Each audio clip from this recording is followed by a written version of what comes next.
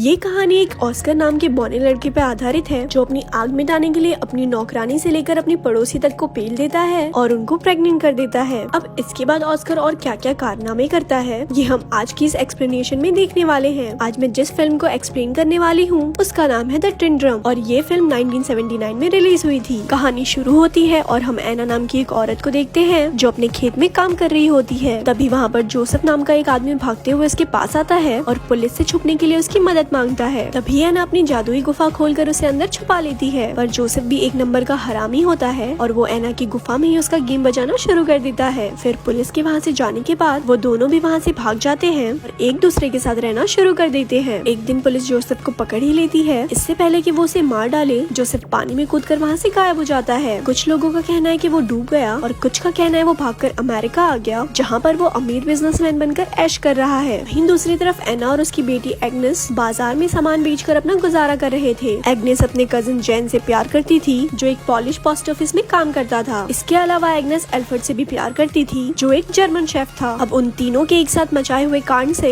Agnes को Oscar नाम का एक बेटा होता है जिसका बाप जैन था या एल्फ्रेड ये सिर्फ भगवान को ही पता है। पैदा होने के बाद ऑस्कर चुप होने का नाम ही नहीं ले रहा था, पर जब उसकी माँ ने कहा कि उसकी 3 साल की उम्र होने पर वो उसे एक टिन ड्रम देगी तब जाकर ऑस्कर ने रोना बंद किया। फिर 3 साल का होने पर जब ऑस्कर ने अपने बर्थडे पार्टी में लोगों को शराब पीते हुए और नंगा नाच करते हुए देखा तो उसने डिसाइड किया कि वो कभी भी बड़ा ही नहीं होगा और अपने इसी महान काम को पूरा करने के लिए वो सीढ़ियों से कूदकर नीचे गिर जाता है। और अब उसके बाद से ही ऑस्कर हमेशा के लिए 3 साल का ही रह जाता है। ऑस्कर कभी भी अपने टूटे हुए ड्रम को खुद से अलग नहीं करता और जब भी कोई उसकी ड्रम उससे छीनने की कोशिश करता है तो ऑस्कर इतना जोर से चिल्लाता है कि वो अपनी आवाज से कांच को भी तोड़ देता है। अब टाइम बीतता है और हम देखते हैं कि ऑस्कर अब 6 साल का हो गया है, पर ना तो वो बड़ा हो रहा था और ना ही वो अपने टूटे हुए ड्रम को छोड़ रहा था। और अगर कोई उससे वो ड्रम छीनने की कोशिश करता तो ऑस्कर अपने आवाज से कांच तोड़ देता। अब ऑस्कर की इस पावर को देखकर डॉक्टर भी हैरान थे और ऑस्कर के परिवार को सिर्फ ये जानना था कि वो बड़ा क्यों नहीं हो रहा। दूसरी तरफ हम देखते हैं कि एग्नेस हर गुरुवार को ऑस्कर के साथ शहर जाती थी और काम के बहाने ऑस्कर को एक दुकान में छोड़कर वो जैन के पास जाकर उसके साथ खपाखप करती थी। पर एक दिन ऑस्कर को उसकी माँ की चढ़ती जवानी के बारे में पता चल जाता है। अब कुछ साल और बीतते हैं और ऑस्कर अब 12 साल का हो चुका है। फिर ऑस्कर एक दिन अपने मॉम डैड के साथ सर्कस देखने जाता है जहाँ वो कुछ बौने लोग को परफॉर्म करता हुआ देखकर ऑस्कर के मॉम डैड को भी लगने लगता है कि ऑस्कर शायद बौना है। फिर सर्कस खत्म होने के बाद ऑस्कर बेबरा नाम के एक बौने से मिलता है जो कि ऑस्कर के इस टैलेंट को देखने के बाद उसे अपने सर्कस में काम करने के लिए बोलता है। पर तभी वहाँ ऑस्कर के मॉम डैड आ जाते हैं और उसे अपने साथ ले जाते हैं। अब इसके कुछ दिनों बाद हम देखते हैं कि एग्नेस जिस दुकानदार के पास ऑस्कर को छोड़कर जाती थी वो दुकानदार एग्नेस से प्यार करने लगा था। वो उसे और ऑस्कर को अपने साथ लंदन चलने को बोलता है। तभी एग्नेस उसे मना कर देती है और उसे चूतिया बोलकर वहाँ से चली जाती है। फिर कुछ दिनों बाद एग्नेस को पता चलता है कि वो प्रेग्नेंट है और उसके पेट में जैन का बच्चा है। अब इस बात से एग्नेस काफी परेशान रहने लगती है और परेशानी में वो बहुत सारी मछलियाँ खाती है जो खाना उसे बिल्कुल भी पसंद नहीं था। वहीं उसके पति एल्फ्रेड को इस बात से कोई मतलब नहीं था कि जैन के पेट में किसका बच्चा है। वो सिर्फ एग्नेस को खुश देखना चाहता था। और क्योंकि ऑस्कर के पैदा होने के बाद एग्नेस को कभी भी खुशी नहीं मिली इसीलिए वो बच्चे को जन्म नहीं देना चाहती थी और ज्यादा मछलियाँ खाने के बाद फूड पॉइजनिंग की वजह से उसकी डेथ हो गई। इसके कुछ सालों बाद हम ऑस्कर को देखते हैं जो अपना ड्रम ठीक कराने के लिए जैन को एक पॉलिश पोस्ट ऑफिस के पास लेकर जाता है। वो दौर चल रहा था जब जर्मनी पूरे पोलैंड पे हमला कर उसे अपने कब्जे में करने की कोशिश कर रहा था। वहीं पोस्ट ऑफिस में भी पॉलिश लोग जर्मनी पर हमला करने की तैयारी कर रहे थे। तभी अचानक जर्मन उन पर हमला कर देते हैं और इस हमले में बाकी लोग के साथ साथ जेन भी मारा जाता है और ऑस्कर किसी तरह बच जाता है और वहाँ से भाग जाता है। अब इसके कुछ दिनों बाद हम देखते हैं कि एल्फ्रेड 16 साल की मारिया नाम की लड़की को अपनी दुकान पर काम करने के लिए रखता है। मारिया दुकान के काम के साथ साथ ऑस्कर का भी ध्यान रखती थी और फिर कुछ दिनों में ऑस्कर को मारिया से प्यार होने लगा। ऑस्कर भी मारिया जितनी ही उम्र का था। मारिया को इस बात पर यकीन नहीं था, उसे लगता था वो अभी भी बच्चा ही है। फिर एक रात जब एल्फ्रेड किसी काम से बाहर जाता है तो ऑस्कर अपने अंदर की बढ़ती हुई आग को रोक नहीं पाता और वो मारिया के कंबल में घुसकर उसके साथ घपाघप करना शुरू कर देता है। अब मारिया को भी इस पर मजा आ रहा था इसीलिए वो भी ऑस्कर को नहीं रोकती। अब धीरे धीरे ऑस्कर उसके और करीब आने लगा। फिर एक दिन उसे पता चला कि मारिया का एल्फ्रेड के साथ अफेयर चल रहा है। मारिया एल्फ्रेड से बहुत प्यार करती थी पर एल्फ्रेड सिर्फ उसका इस्तेमाल कर रहा था। अब इस बात से मारिया बहुत ज्यादा दुखी हो जाती है और रोने लगती है। पर जब ऑस्कर उसे संभालने उसके पास आता है तो मारिया उसे बौना बोल के उसके पिछवाड़े पर लात मार देती है। अब कुछ महीनों बाद हम देखते हैं कि मारिया एल्फ्रेड के बच्चे की माँ बनने वाली थी और ऑस्कर उस बच्चे को मारना चाहता था पर मारिया ऐसा होने नहीं देती। फिर इसके कुछ दिनों बाद मारिया एक लड़की को जन्म देती है जिसको पाकर सभी लोग बहुत खुश थे पर ऑस्कर इससे बिल्कुल भी खुश नहीं था क्योंकि क्योंकि उसे लगता था कि ये बच्चा उसका है। दूसरी तरफ हम ऑस्कर के दोस्त बेबरा को देखते हैं, जो कि वर्ल्ड वॉर 2 के दौरान नाजी आर्मी में एक बहुत बड़े पोस्ट पर काम करता था। फिर एक दिन उसने ऑस्कर को भी अपनी टीम में आने को कहा, जो कि पेरिस में एक परफॉर्मेंस करने वाले हैं। अब ऑस्कर उनके साथ मिलकर सभी को अपनी टैलेंट दिखाने लगता है और इसके साथ उसे अपनी टीम की एक लड़की रोज से प्यार हो जाता है। अब टाइम बीतता है और हम देखते हैं ऑस्कर अपने बोनो दोस्तों के साथ खुश था और वो अपनी जिंदगी अपने हिसाब से जी रहा था, जैसे कि खाना पीना और घपाघप करना। पर फिर एक दिन अमेरिकन सेना वहाँ पर हमला कर देती है और इस हमले में ऑस्कर की आइटम रोज मारी जाती है। अब उस हादसे के बाद ऑस्कर वापस अपने घर आ जाता है और वहाँ पर वो मारिया के 3 साल के बेटे को एक वैसा ही टेंड्रम गिफ्ट करता है जो कि उसे उसकी 3 साल की उम्र में मिला था। अब मारिया ऑस्कर के आने से बिल्कुल भी खुश नहीं थी, पर एल्फ्रेड उसके आने से बहुत ही ज्यादा खुश था और उसने ऑस्कर को उन लोगों से छुपा कर रखा जो उसका इलाज करने के लिए उसे हॉस्पिटल में भर्ती करना चाहते थे, क्योंकि एल्फ्रेड को ऐसा नहीं लगता था कि ऑस्कर एबनॉर्मल है। अब शहर में जैसे जैसे तनाव का माहौल बढ़ रहा था तो एल्फ्रेड को भी डर के मारे ऑस्कर और अपनी एक पड़ोसी लीना को अपने घर के बेसमेंट में छुपा कर रखना पड़ता था। इसके साथ ही एल्फ्रेड को अपने नाजी सिपाही होने का सबूत भी छुपाना पड़ता था। फिर एक दिन रशियन सिपाही उनके घर पर घुस आते हैं और वो एल्फ्रेड के सामने ही लीना के साथ घपाघप करने लगते हैं। वहीं एल्फ्रेड की नाजी सिपाही होने की सच्चाई छुपाने के लिए ऑस्कर उसे एक पिन देता है जिसके उस पे नाजी सिपाही होने के बारे में लिखा हुआ था, पर तभी एल्फ्रेड बचने के लिए उस पिन को निगल लेता है और वो पिन उसके गले में अटकने की वजह से उसकी वहीं पर ही मौत हो जाती है। फिर एक दिन मारिस नाम का आदमी एल्फ्रेड की दुकान आता है और अब वो उस दुकान का नया मालिक था। अब दुकान को अपने कब्जे में करने के बाद मारिस एल्फ्रेड का फ्यूनरल कर देता है, क्योंकि उसने भी रिसेंटली अपने बच्चे और पत्नी को खोया था और वो अपनों को खोने का दर्द अच्छे से समझ सकता था। वहीं एल्फ्रेड के फ्यूनरल पर ऑस्कर को समझ आ जाता है कि उसका अब इस दुनिया में और कोई नहीं है, इसीलिए ऑस्कर अब डिसाइड करता है कि अब वो फिर से बड़ा होगा।